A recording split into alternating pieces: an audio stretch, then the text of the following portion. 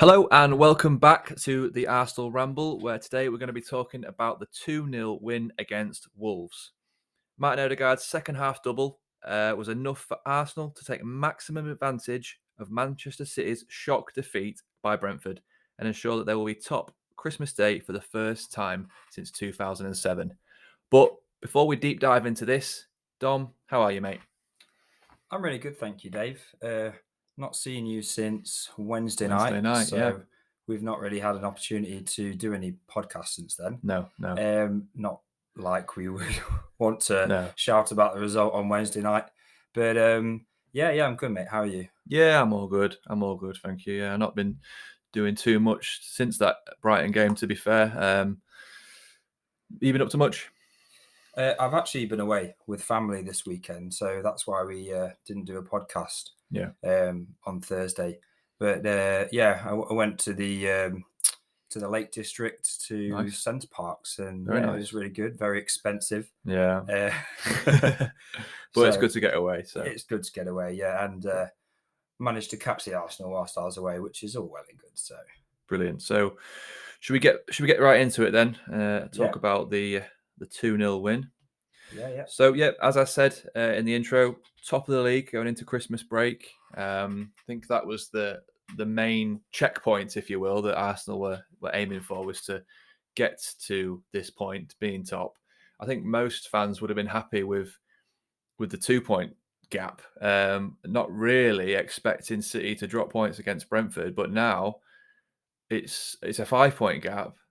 Yeah. You know, what are you thinking about that? So I definitely didn't think that City would be dropping points at Brentford. No. I thought it would just be a run of the mill win for them, another 3 points on the board, and then we'd have to do the business and secure 2 points ahead going into Christmas. But I feel like as soon as they drop points on Saturday, did they play on Saturday? Yeah, It was Saturday. it was, yeah. As soon as they drop points, we just had the opportunity to make it 5, and didn't we do that? Yeah. Yeah, I think I saw that a little quote from Arteta saying that the boys had it on in the coach on the way down to the game, so they were actually watching Wow. the Man City game, so they knew full well going into the Wolves game that a win would take them 5 points clear. So What a motivation! I was for about to them. say that. Yeah, Very motivating, and I respect his honesty as well, because a lot of managers would give a bit of dribble saying, yeah, we don't focus on other teams, we don't bother watching their games, but of course they're going to watch the games, Oh, and of God, course yeah. they're going to see if there's an opportunity to go 5 points clear. Yeah, I think someone even asked him that question, and they said, "Oh, what were the boys' reaction when they saw that they lost?" And his response was, "As you'd expect." So they were clearly buzzing. Instead of a bench cam, they need a coach cam, Yeah. because I would pay to see that. Yeah. So starting lineup wise, the exact same team that started against Chelsea. Any surprises for you, or just sort of what you'd expect? No surprises for me, really. It was kind of touch and go on if Zinchenko was going to start again for me, because Yeah, he got taken off against Chelsea because he looked a bit rusty. But yeah, Zinchenko started, and I feel like this has got to be Arteta's first 11, isn't it? yeah. I mean, He loves this first 11. yeah, I think this has now almost confirmed it for me that Zinchenko is his primary number one at left back. Tierney being the understudy, and well, you'd like to think so. You could even argue that Tomiyasu is ahead of Tierney in Arteta's eyes at the minute, which still kind of baffles me, to be honest. Tierney's such a fan's favourite, and he's one of my favourites also. But you know, Zinchenko is a good player, obviously. Great player. So I really can't argue with it too much, and it's just great to have these options. It really is great. Yeah, and it's nice to have a bit of consistency as well. That we all know that this is our best first 11, and then we're going to play them, and we're going to be confident going into every match. Yeah, exactly. Okay, so first half. Well, let's discuss the early substitution that Arsenal were sort of forced into. Xhaka, it looked to me as if he was feeling unwell, maybe a sickness bug or something like that. I think again I saw some quotes about maybe a pre-match meal not quite sitting right with some of the players, and seemed to affect Xhaka the most. They were celebrating after City lost. Yeah. Celebrating with kebab on the bus. Yeah, dodgy kebab. But yeah, big miss for you, his presence in the team, or what are your thoughts on that? Yeah, well, as we've just said about how good our first 11 are, once you start taking pieces out of that, especially in the midfield, our most experienced players, it really does make a massive difference to the engine room of the team, if you like, with Partey and Xhaka. They've got such a great partnership there. Yeah. It really did worry me when I saw him go off, and especially with how shaky Vieira's performances have been recently. I did kind of look a bit worried when that happened. Was you expecting Vieira to come on, or was you maybe thinking he could bring Zinchenko into the midfield and maybe bring Tierney on or something like that? Or I thought that would have been more logical. Yeah. But no, he brought on Vieira. He brought on Vieira. Yeah. And we'll get into Vieira's performance a little later on, but yeah, you can't argue with that. I mean, it was an option. Maybe Lokonga as well could have been another option. Yeah. Again, though, Lokonga is someone who's not really impressed in recent games in the Europa League and the League Cup. So that, I think it was kind of like you've got to pick the best of a bad bunch in that midfield from the subs bench. Yeah, exactly. Yeah, and doesn't that just highlight our lack of depth at the minute?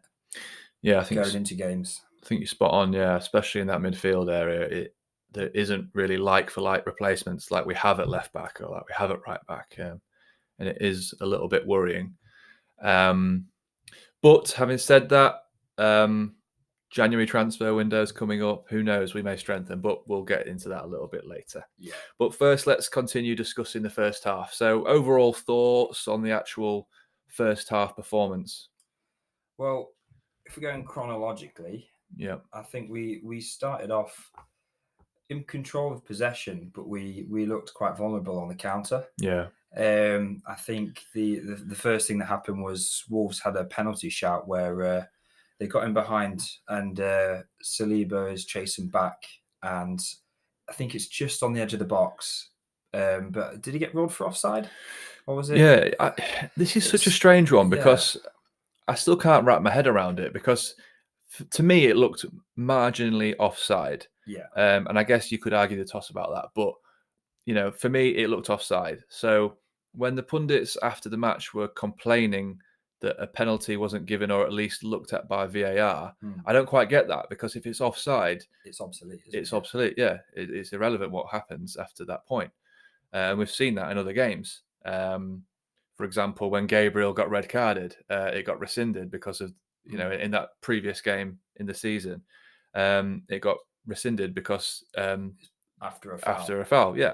So I really can't wrap my head around why the pundits are so. I guess if it's offside or if it's onside is the big debate. Yeah, I guess what they're saying is if it's onside, is it firstly in the box? Yeah. And then secondly, is it a foul? Yeah.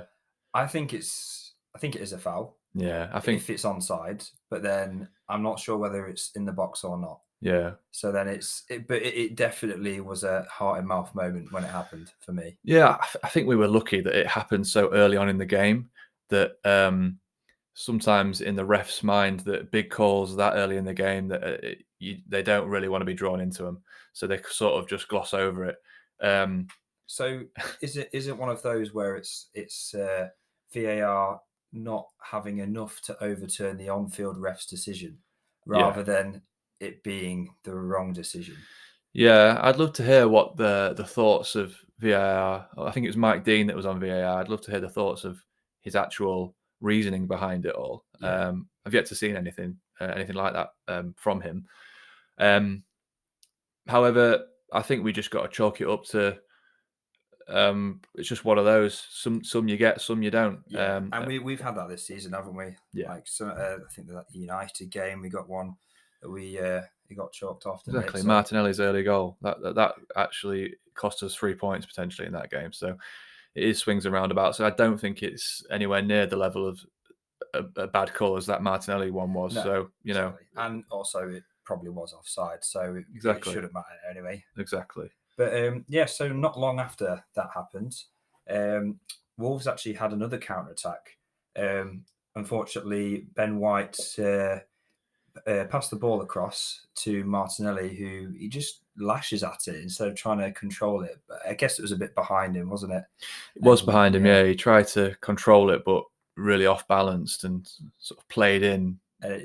And then they started breaking down our flank. Yeah. And the ball comes into Guedes, who hits it just over the bar. Yeah, that was closer than it looked as well, I think. That we're talking a yard above the top right-hand corner. I don't think Ramsdale was getting there, was he? No, he sort of dips out at the last second, I think. Yeah, I mean, it was unfortunate for Martinelli. And to be fair to him, the minute he realises what he's done, he is up and he is chasing that ball and he is catching Guedes. He's never going to catch him, but he is at least trying to rectify his mistake. And so are every other Arsenal player around him. They're all running back, sprinting back to prevent that from going in. That's something that we didn't see a few seasons ago. And then sometimes the keeper would make a save, it would come off the bar, there'd be a deflection, it would bounce back out, and the players aren't there for the second ball. Yeah. So to see players running back just in case it does fall through or they have an opportunity to defend, it's great. It's just a real desire from the whole team, from Jesus back, to make the difference where it's needed. And yeah, it really is. It is great to see that. To be fair, it is something that we have lacked in recent years, and it is making a difference, and it is helping us keep more clean sheets. That's for sure. And that's one of those moments where we've had so much dominant possession in the game, and we would get sucker punched then. Yeah. And then away from home, 1-0 down, going into the second half, you're thinking, we've got a mountain to climb here. Oh God, yeah. 1-0 down away at Wolves would have been tough because, I mean, we had the exact same thing last year. If you can remember, it was the Lacazette, and it was a Gabriel mistake to let us go 1-0 down. This was at home last year against Wolves. Oh yes. And we was chasing the game, and they were just sitting back, knowing that they've got that 1-0 advantage. And it really, really affected us that day. And so to go 1-0 down would have been hard to come back from. Yeah, I think we were at the game last season. Yeah. I think it was Hwang Hee-chan who scored that goal because Ramsdale came out. Yeah. And then it was a very frustrating 82 minutes or so, wasn't it? We got to the 82nd minute and they brought on Nicolas Pepe. And I think that was one of his only decent contributions last season, where he did the roulette 360 spin to the near post. Unbelievable finish. And then we'd been slating Lacazette all game that game, hadn't we? To be fair, he still had an awful game. And even that goal was not... It was off target, wasn't it? It was an off target, really scrappy, naff goal. Yeah. But we got the rub of the green and we got that win. And I could have seen something exactly like that happening in this game. I know it was at home that game and we're away for this one, but it would have been very, very similar, I think. Going 1-0 down to Wolves is the last thing you want. They are a good defensive team. Yeah, and they would happily sit there all day and let you just keep firing balls in. Yeah, it was tough to break them down. It really was. We had to be really patient. And I think some Arsenal fans were getting frustrated, actually, because we were just sort of... Well, they call it the horseshoe motion. You're just sort of playing it out from the back up to the winger or the fullback and going back to defence and then going up the other side and trying to find that opening somewhere. And we just couldn't seem to find it. I mean, Saka was trying his best against their young fullback. I can't quite remember his name, but he had a really good game. I don't think Saka really got too much change out of him. No. On the other side, Martinelli, he wasn't as direct as he normally is. I think the wingers struggled in this game. They've got a lot of rapid players, haven't they, Wolves, especially in either flank. And you're always getting that threat posed by players like Adama Traore and Guedes on the counter. So it's you don't want to overcommit with all of our players, even though players like Saliba and Gabriel, they're both pretty rapid themselves. They've not really got scratching a foot race against people like Traore, have they? No, but to be fair, Saliba did actually match him for pace at one point in time, which I thought was pretty incredible, really, considering. I mean, they do play this really high line, don't they, Arsenal? And they were enticing them to make runs in behind, and it really didn't work for Wolves. They kept getting caught offside or mistiming. He was so far off his line, Ramsdale, wasn't he? His starting position was so good this game. Yeah, if they overhit it, Ramsdale's getting it. If they underhit it, Saliba's getting it. Gabriel's getting it. Like they didn't have any change with through balls going through the middle of the park, and that's why it kind of surprised me that Adama Traore was playing so central. I think for me, he was so much more effective out on the wing, running at players with his brute strength and pace, and it maybe could have caused Zinchenko a few more problems. But I was just about to say that I would have thought that would be a bit of a mismatch, really, because Zinchenko, as good as he is technically and going forward, he's a good defender, but he's not an unbelievable defender, and he's not the quickest in the world. So, well, that's the pitfall in their design by playing that low block and sitting back. They're not going to have the ball. They're not going to have possession, and so they had to play counter-attacking football, and that means they're always almost playing in their own half. Yeah. And they're not going to score that way, are they? No. So, not long after that happened, we had another chance, and this time it was actually set up by Zinchenko himself. It came to Zinchenko at the corner of the box, and he crossed it in onto Gabriel Jesus's head, and he missed the net again. Yeah, it was a good chance. That, to be fair, that was probably one of his better chances in the game. He just hasn't got that. He's just not got the confidence at the minute, has he? I mean, I remember earlier in the season, Granit Xhaka put an absolute.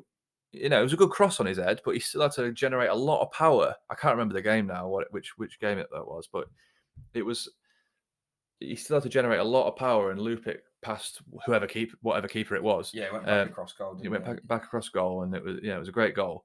But we haven't really seen him do anything like that since, and this was probably an easier opportunity.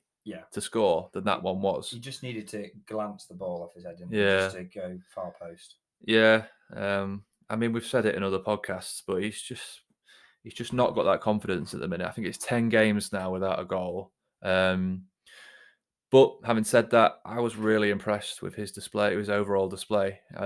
We keep saying it over and over again, but it's not always about goals. No. Sure, it's great when your number 9 is banging in the goals, because all top teams, especially teams that are going to win the league, have got 20, 25 goal a season strikers. Mm-hmm. Having said that, though, he has so much effect on the game in other areas, doesn't he? I think he was one of our better players today. Yeah.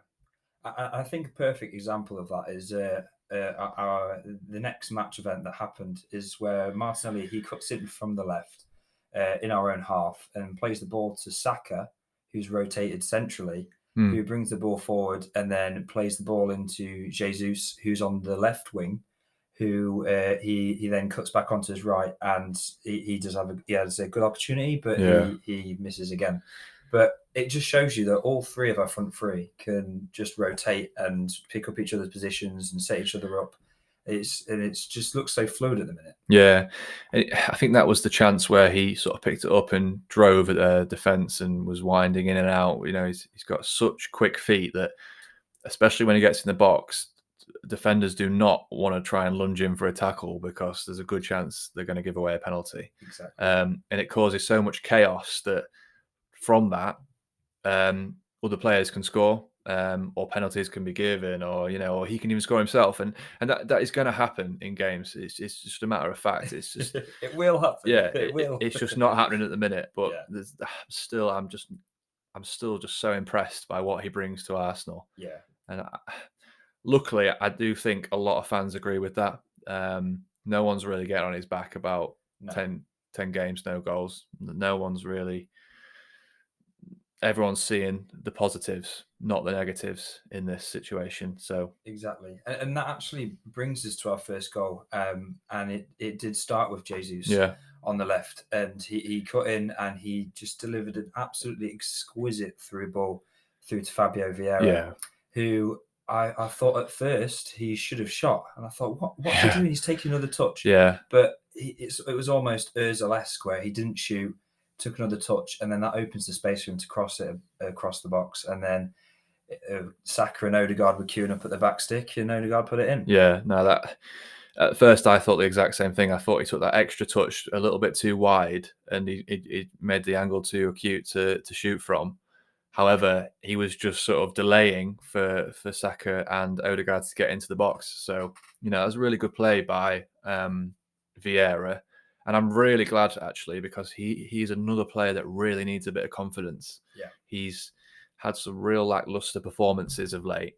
And to be fair, they have been in, poor or sub-strength Europa League teams or the Carabao Cup game. He's surrounded by weaker players. And I think for a young player like Vieira, he needs to be surrounded by other good players. Yeah. And today was a good example of where other players can bring the best out of him. Exactly. And so the movement that he makes to be able to create that goal, it's the movement's only as good as the pass. If the pass doesn't come, then the movement is wasted. Yeah. So when he's playing in the Europa League, if he's got, say, Marquinhos or Reece Nelson, as good as Reece Nelson's been recently, they might not have the vision to be able to play that pass. It's a wasted run, and then it might just get cut off, and then nothing comes of it. Yeah. So I see what you're saying about him playing with better players makes him look better himself. Yeah. And going back to Jesus, it's another goal which he's almost created like a pre-assist, but then he won't get any statistics for it. Exactly, but everyone could see that pass was world class. That it was timed to perfection, weighted to perfection. Split them open. Yeah, he split them open. I mean,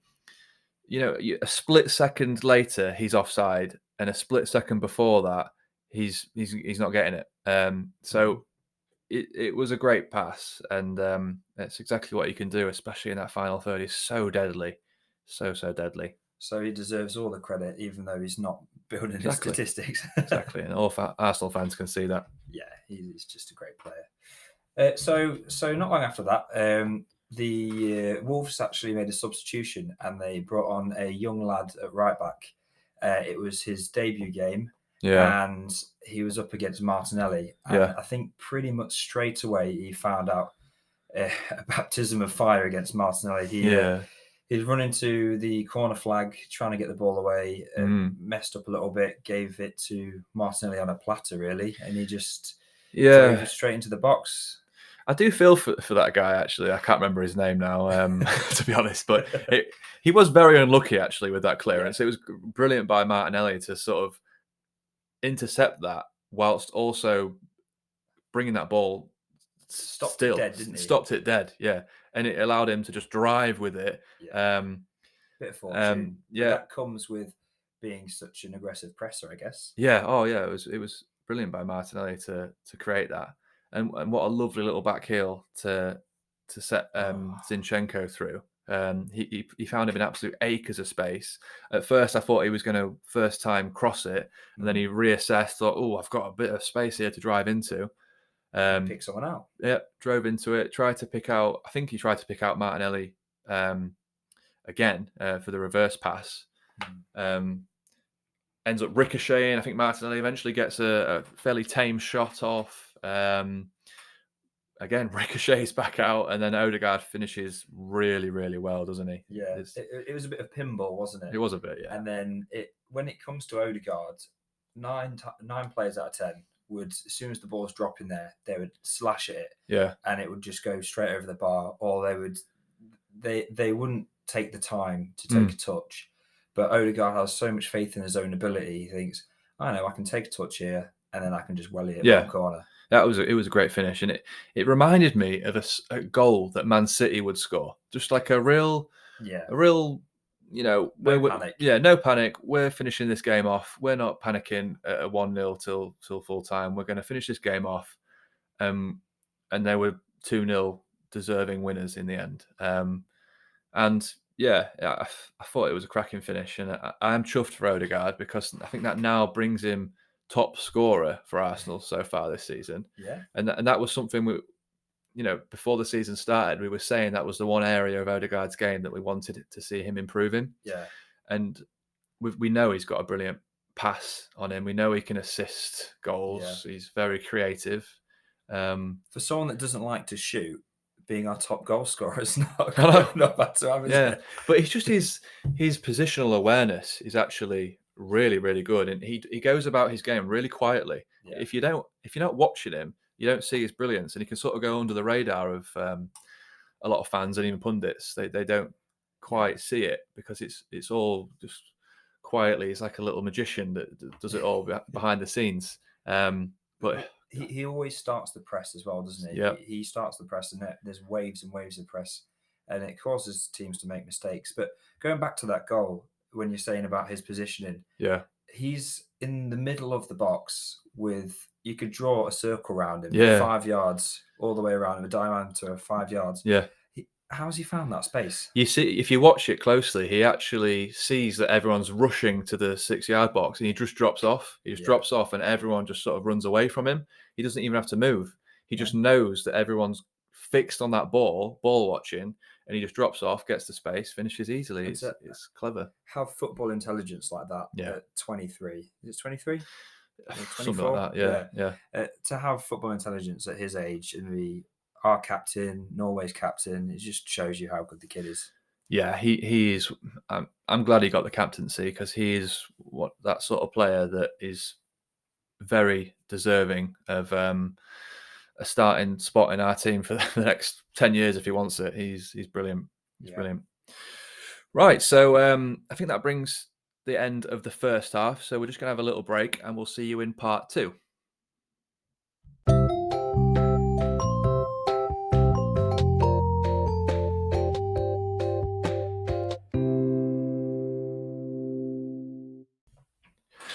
Welcome back to part 2 of the Arsenal Ramble, where we continue to ramble on about the Arsenal. So, top of the league, going into the mid-season winter break, if you will. What are your thoughts on that, Dom? Well, it's not quite mid-season, is it? No, but it's true. Well, we like to think it is at the minute, don't we? I know, yeah. What is it, 14 games in? That's probably about a third. It's like third of the season, isn't it? But it always feels like if you top at Christmas, it's like that mentality thing, isn't it? Yeah. But well, we're 11 points above our season objective of not dropping to 5th. Yeah. I think initially the aim was to get Champions League football again. We wanted to do that last season, and we missed out by a near margin. So initially, I'm not getting too ahead of myself, but I think, we're on great track to be able to finish in the top 4. Yeah, I mean, do you think our season objectives will have changed, or do you think it's too early for them to be going, we're doing really well at the minute, so let's push for the league, or do you think that the season objective is still top 4 Champions League football? I feel like you can't really move the goalposts too much. If your season objectives are to get in the top 4, it would be unfair to then put that pressure on your manager to say, well, you're top of the league, so you need to continue that because that's our new objective. Yeah. However, being in the position that we are in, I think we're all going to have a little eye on maybe trying to stay top and trying to keep toe-to-toe in Man City. Yeah. Stay above them for as long as we can. Yeah. Would be a great start. Yeah. And if we're in this position, later on the season, then why not? Yeah, that's exactly it. I think after 14 games, I know people keep saying, well, this is the test. The next test is this. The next test is that. And it's like, well, when is these tests going to stop? However, 14 games is still not even halfway. We have to keep taking it game by game, in my opinion. Keep picking up as many points as we possibly can. And if we're in the fight at the top of the table, or challenging for the top of the table, I should say, with maybe 10 to 15 games to go, I think that's when you start to say, hang on a minute, like we need to be thinking about the title now. This is our chance to get a title for the first time since 2004. It's almost 2 decades. Yeah. So it's something that could really, really, just bring Arsenal back into life again. Yeah. Well, you got to chuck yourself into the mix if you're going to have any chance of winning it. And when Liverpool won their first title for ages, they weren't favourites to get back to win the league that season, were they? No. It's annoying me that we're being compared to the Leicester season, though, because that came completely out of nowhere. I feel like this has been building for a while.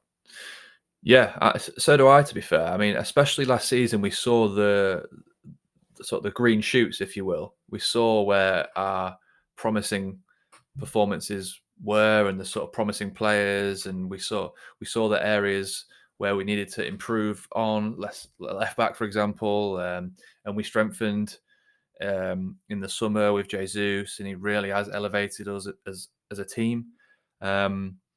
We just needed everything to come together, didn't we? Just needed all the cogs to start turning at the same time. And the funny thing is, it's not even funny, but the thing is, we're still not playing as good as we could be. I don't think. I still think there's areas to improve upon.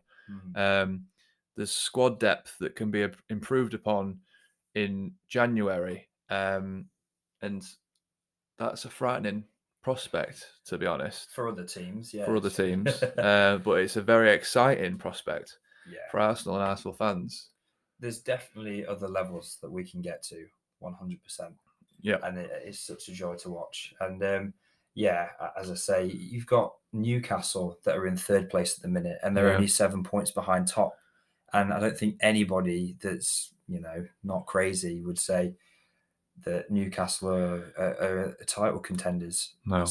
But if you're 14 games in and someone's 7 points behind the top, you can't rule them out either. No. So I think it would be silly for us to assume that we're title contenders, but then also, Yeah, it's a good point. I mean, I think I saw a stat where Man City are actually having their best season points-wise than they have ever. I think it's in the last 5 years for Man City, isn't it? In the last 5 years, it's okay. Tottenham's best ever start to the season. Tottenham's best ever and Man City's best in 5 years, and yet we're still ahead by 5 points compared to second place. It's unbelievable, isn't it? It's quite mental, to be honest. And if you want to let your imagination run wild, any other team that has had this points tally after 14 games has always finished first. Yeah. So no pressure on the lads. I hate those stats because I remember last season they were saying that the odds on us bottling top four were sort of like very, very slim. It was almost mathematically, impossible for us to not get top four last year. And look what happened. So yeah, these sort of stats really do scare me. They put pressure on you. They put the pressure on, yeah. Okay, so if we're talking hypotheticals then, at what point would you really believe that we'd be in for a title race? Well, game-wise. What, as in how many game-wise into the season? Yeah. Oh, I see. Well, I think I touched on it earlier. 10 to 15 games out of May, mid-May, when the season ends, then yeah, I'll start thinking about it. But another good indicator for me is the teams that we're playing and beating. We've beat Liverpool, we've beat Tottenham, we've beat Chelsea. Very unlucky to not beat Manchester United at Old Trafford. Did you see Cristiano Ronaldo's comments about that? Yeah, I think he even admitted that they were very lucky to win on that day. Which tells you everything, really. But having said that, he's taken every possible pop at Manchester United at the minute, so it could just be a part of that. But I think most fans could tell you that we deserve more from that game that day. But that's football, It's a tough place to go, Old Trafford, and I've got full confidence that when they come to the Emirates, we'll get the 3 points. Yeah, absolutely. So Let's move on a little bit. In January, we have the glorious transfer window reopen. Yep. Any potential transfers that you'd like to come to the club? Well, again, we touched on it a little bit earlier, but I think there are some key positions in the squad that really could do with strengthening, and not necessarily the starting lineup, but just sort of strengthening positions. So we've got like for like replacements if injuries come in, or if rotations needed, or for any reason really. The games are only going to get tougher in the second half of the season. Yeah. We've obviously progressed now in the Europa League, so the games are only going to get harder in that. We've got the FA Cup to come in, which historically we love, and we don't treat that the same way we do the Carabao Cup, for example. Like, we will be going strong in that because it is our cup. Yeah.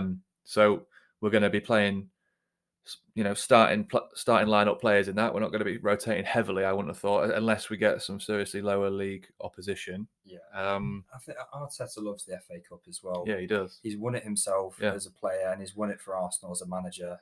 I think he's got a real love for that competition. So and I have too, actually, because it's the first silverware that I've seen us win for a very long time, since I was a kid. Yeah. So no, exactly. I love the FA Cup, but yeah, going back to my initial point, I think we are going to need to strengthen to be able to constantly compete in these games. They're going to come thick and fast. They're not going to be easy games. The pressure's going to be on as well towards the end of the season. Yeah. Who knows? Yeah, you don't know what sort of condition all of our players will be in after the World Cup as well. Yeah, there's a few long-term injuries in there. Yeah, with an already thin squad. Yeah, and they have crammed the fixtures into the second half of the season. To think we've only played 14 games up until Boxing Day. Yeah. And then we've got to fit in all of the rest of the season's games from basically January to May. It's alongside Europa League, alongside the FA Cup. It's going to be mental. It's double the intensity, isn't it? And it was already a hectic schedule. Like in October, we played an unreal amount of games. Yeah. So to think it's going to be that kind of chaotic amount of games for the last few months of the season, we definitely need to strengthen. It's going to be crazy. There's going to be a lot of games, and for me, I think the main area we need to strengthen, and I don't know if you'll agree with me or not, but that is the midfield. Especially, I mean, obviously in the summer we tried to get Douglas Luiz on deadline day, who would have been probably a Partey defensive midfielder, number 6 type holding midfielder. So that could suggest that is an area where Arsenal are going to look to strengthen. Obviously, I don't think it will be Douglas Luiz anymore. He signed a new contract with Villa, so that sort of rules him out of the equation. Because even on transfer deadline day, we was bidding silly money and getting turned down. So they really wanted to keep him, didn't they? It was a blessing in disguise, in my opinion, that got turned down. We'll have to find someone else that can score from a corner, because I think that's he is a good player, but he had a bit of a stinker at the weekend, didn't he? If you watched the Villa game, I did see that. Yeah, he sort of slipped up for their first goal, but then later on he actually made the final third interception to set up their winning goal. So he sort of redeemed himself. Evens itself out. Yeah, even itself out. But yeah, I think that sort of position is key for me, because although I do like El Neni and he can do a job, he's just no way near the level of Partey. No. And that is it's tough to replicate what Partey does. He is brilliant, and in my opinion, one of the best players in his position in the league, if not the best. Yeah. It's just getting and keeping Partey fit, because we haven't really seen that. Touch wood, he's actually had a pretty good run of games of recent. Yeah, I'd say probably it's his longest, isn't it? I don't think I've seen him play this many games in a row without getting injured ever since he's come to Arsenal. No, I can't recall it either, to be fair. But he's now even adding goals to his game, absolute curlers from outside the box. So goals, assists. Yeah, he's irreplaceable. Having said that, we need a replacement. We need a replacement. Not a replacement, but someone that can compete for his position. Yeah, an alternative. An alternative, yeah. And yeah, I agree with what you're saying, especially how when Xhaka came off in the game against Wolves. That was it. I went back for a second. Especially when Xhaka went off, I was so worried. I was thinking, like, we just do not have the depth to be able to compete in midfield. And fair play to Vieira, he had one of his better games. Yeah. But yeah, I would definitely strengthen one of those two positions. Yeah. Either the 6 or the 8. I think we've been linked with a couple of players. The names that spring to mind are Danilo from Palmeiras in Brazil, I believe. I think we went in for him in the summer, but they were reluctant to sell because their season's a little bit different to ours. So they were coming towards the crunch time in their season. So that they're very unlikely to want to sell in such an important period of their season. And now it's coming up to our January transfer window, but their season's actually over. So they've played all their big games, they've played their final. It's now effectively their summer transfer window, if you will. So they're very much more likely to want to sell. Snip them up in January then? Yeah, I mean, to be honest, I'm not going to lie to you and say I've seen heaps of this player. But I know it's someone that Arteta and Edu really like. I know it's he's plays the same position as Partey, so he's young, he's promising, and I really can't argue with the signings that those two have made over the last 2 years. So I kind of do put my full faith in them when it comes to these sort of relative unknowns, like Martinelli was back in the day. I was going to say, he's young and he's from the Brazilian league. I don't think they'd like him at all. He'd fit right in, wouldn't he? Yeah. So, there's one option. The other is Tielemans, who's obviously a little bit more like a number 8. He's actually having a really good season for Leicester. He had a bit of a slow start, which is quite natural, really, considering the speculation over his head all summer. But he started to put in solid performances, adding goals to his game again. I've even seen links to Barcelona appear in the papers and online recently. So maybe that's a bit of a tactic from Leicester to try and urge someone to cough up in January to avoid the free transfer in the summer. But he goes out of contract in summer, doesn't he? So he would be out on a free. Yeah. I think Tielemans, his preference would be Arsenal, with how eager he was to come to us over the summer. Yeah. I think he even wanted to join Arsenal when he was at Monaco and join Leicester. I think he had his heart set on Arsenal then. And he just seemed like an Arsenal player, if you know what I mean. He just has that aura about him. He just seems like an Arsenal player. I could really see him in an Arsenal t-shirt. He is someone I would like. I do wonder whether we would wait till summer though, before knowing we could get him for free. I don't see why they would splash money on someone that's free in 6 months' time. It is a bit of a dilemma, isn't it? Because you can either wait to the summer and get him for free, or you've got maybe your best opportunity to win the league since 2003, was it 2004? And you've got your best opportunity to win the league, and it's why not strengthen the squad? Yeah, I think it all comes down to how much Leicester would demand in January, because he's probably a crucial player for them over the next few months. They're not exactly in the healthiest position in the table. Taking one of their better players out could spell disaster for them. It might not be worth the tens of millions of pounds that it would bring financially if they were to. But that being said, Leicester are a selling club. They've sold lots of players over the last few years. Yeah, I do think if the price is right, I'm thinking maybe 15 million in January. Yeah, would be a good figure. Yeah, you'd like to think so. Just to get his signature over Barcelona. Yeah. I think he certainly would add quality to the number 8 position, because, like we said earlier, if Xhaka's out or if Odegaard's out, Vieira for Odegaard probably, but who's for Xhaka? We're talking Lokonga, Vieira, but it's not, the quality is not like for like at the minute. And if we want to be pushing, we need like for like quality. Yeah. I think the only other position that I'd like to strengthen would be on the wings or like a wide forward. We're linked to Mudryk. Yes. Yeah, the Ukrainian. Yeah, and we've still had links from the summer with Cody Gakpo, who we played against in the last few weeks. Who would be your preference of the two? Mudryk for sure would be my preference. I mean, I like Gakpo. He didn't have the best game against us at home, but away at PSV, he was really quite effective. Having said that, I really think we need to strengthen the right hand side. It's a Saka like for like player I really want, because on the left we've got Martinelli and Smith Rowe, which a lot of people forget about because of his injuries. But hopefully, fingers crossed, in January he's going to be back. So if we had those four options on the wings, I think we've got like for like quality across the board. What about Reece Nelson? Or do you not think he's ready to step up to the Saka plate? It's a real tough one, isn't it? Because I do think Nelson has got potential, and he has shown in recent games that he can play well. It's just I don't know whether he's just not like for like, in my opinion. No. It's a tough one.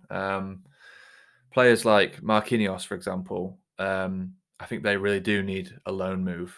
And I'd like to say that about Nelson, but he's had loan moves and they've been a bit iffy. He had a really good one at Hoffenheim, I think it was, in Germany. But then the one at Feyenoord was a little bit hit and miss. It was okay, but nothing spectacular. So it's getting to that crunch time with Nelson, and I can't really call it either way. Yeah, I mean he's an Arsenal boy. Yeah, it's great to see how well he's been doing recently, but he definitely doesn't have the same influence on a game that Bukayo Saka does. No. And that's what we are looking for someone that can be a replacement for him. Yeah. So as you say, it's crunch time, and if someone came in with a juicy offer for him, I think it'd be hard to turn it down. Would be hard to turn it down, and I'm not really sure how much time he's got left on his contract at Arsenal. So, for me, the best case scenario would be to maybe extend his contract and then a potential loan, maybe, or I don't know. I struggle to see how he's going to get game time at Arsenal. Yeah. You don't have to keep all of your academy graduates as well. No. Players like Joe Willock, exactly. We sold him for a healthy amount. Players like Iwobi. Yeah, absolutely. We rinsed Everton for 30 mil or so that we sold him for, and you don't. That's what you have an academy for. Sometimes is just to generate a bit of money. Yeah, you've got to look at it from the financial point of view as well. That's what Chelsea do. They develop young talents, they loan them out, they get good, and they sell them on. Some of them do make it at Chelsea, Mount, for example, but that is their tactic. And it's a business at the end of the day. It is a business, yeah. But who knows? It's a tough one to call with Nelson. I really can't call it. Yeah. So if it was within the realms of possibility, and you had an open checkbook to a certain extent, who would you pick if you could pick anyone from any team? We're not talking like, I would pick Kevin De Bruyne, that kind of thing. No. Someone that's relatively young, that's on the radar, maybe that no one's really thought about. I think for me, and I'm not sure if a lot of people will agree, because I think some people think this player is overrated. But for me, Declan Rice would be a really good addition to this Arsenal team. He's early 20s, English, England player, almost one of the first names on the team sheet. He's actually one of the few players that I believe can play that similar role to Partey. And I don't think it's unrealistic anymore. We're another London team. We can offer him hopefully Champions League football. It feels like it would be the next step in his career, almost like Frank Lampard going from West Ham to Chelsea. He is a great player, and I know what you're saying. He would be a great replacement for Thomas Partey if he was ever out, or even Xhaka if he was out as well. I mean, that is the one caveat. Like, how, if they're both fit, how do you get them both in your team? But I mean, all big teams have quality players on the bench. I mean, look at City. You've got Mahrez, De Bruyne, Bernardo Silva, Grealish, Foden. They don't all play every week, and they're all bordering world class. Exactly. There's 11 positions on the pitch, and you can't fit them all on. Yeah. But you need to have quality and backup. Yeah, and rotation. And Partey is getting to that stage in his career where, he's starting to. Is he in his 30s? I think he is 30. Yeah. So, you get into that stage where you're going to maybe start to decline within the next few years. Hopefully not, but it'd be great for him to maybe understudy Partey and learn under him. Yeah, and exactly. Develop with a world-class player in my eyes. It costs a lot of money, no doubt about it. But for me, that is one of the positions in the team that needs strengthening the most. It'd be great to see how he performs at the World Cup as well. Yeah. In a new team that he doesn't always play with, and see how well he can elevate the performances of everyone else around him. Yeah. Okay, so before we finish up, what's your thoughts? Who would you go for? So mine was maybe I'm in dreamland really here. I was actually thinking Rice as well, but I didn't go for Rice. I went for Valverde from Real Madrid. Yeah, he's having an absolute storm of a season, and I think he's probably one of the best up and coming young players in the world. Yeah, he's got a corker of a shot on him. Yeah, he can score left foot, right foot, outside the box. He can play midfield. He can play winger. I think he would be a dream for a manager like Arteta. Yeah, but he would also come with a very hefty price tag. And I think we were lucky to try and to snip Odegaard from them for 30 million. So to come back and then ask for Valverde, I think they'd be just laughing us out the door. Yeah, but I can't. Yeah, he's an amazing player. I think actually he even Arsene Wenger, another one of Arsene Wenger's potential signings that he tried to make back in the day when he was a young teenager. He's another one in that list that Arsene Wenger very nearly got. Mbappe, Valverde. Yeah, the list goes on and on and on. But no, I can't argue with that one. Okay, that's it for the Arsenal Ramble this week. So a big thank you to all that have listened, and keep an eye out for the mid-season review podcast that's going to be out in the coming days. And thank you for listening. Bye-bye. See you later.